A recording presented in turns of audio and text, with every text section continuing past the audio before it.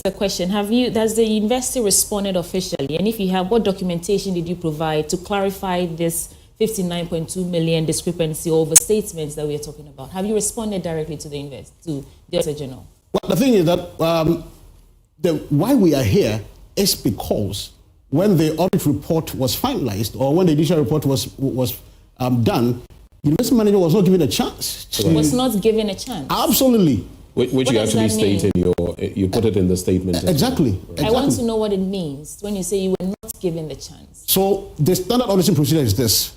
I audit you. When I have my findings, I bring it to you with, these are the discrepancies I'm finding. What explanations do you have for these discrepancies? You give me your answers. I evaluate those answers. Those that I agree with, I remove from my audit report. Those that I disagree with, I give comments on the answer that you have given.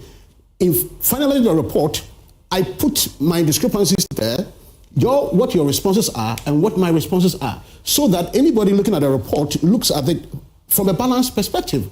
In this particular instance, according to investment management, they were not given the chance to read the initial report and to give clarifications to these things. And that, we believe, is probably the lowest any institution like the audit service could go. And if I understand, I want to follow your story. Sure. Were you expecting the Auditor General to present these reports to you? Because from my understanding, this report had been published for about 3 months or so before we even published it. So at what point were you expecting the Auditor General to come to you and say, these are our findings, respond to it? As soon as the initial report was ready, the Auditor General, I'm saying that it's not at their whims. It is the regulation, it's by law, that if you audit somebody and you find anything at variance with what the law requires, before your final report is made public, that person must be given the chance to respond. If you don't...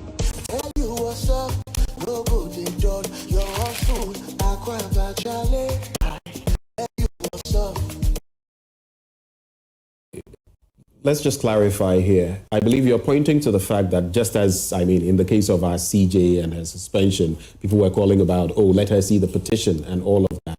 When the Auditor General comes through with these charges, which could be disallowances, surcharges, and all of that, it doesn't behove you to go to the Auditor General. It behoves the Auditor General to furnish you with the details. That's what you're trying to say, right? That's exactly what the standard practice, internationally recognized, is. I like how you're saying internationally recognized standard practice.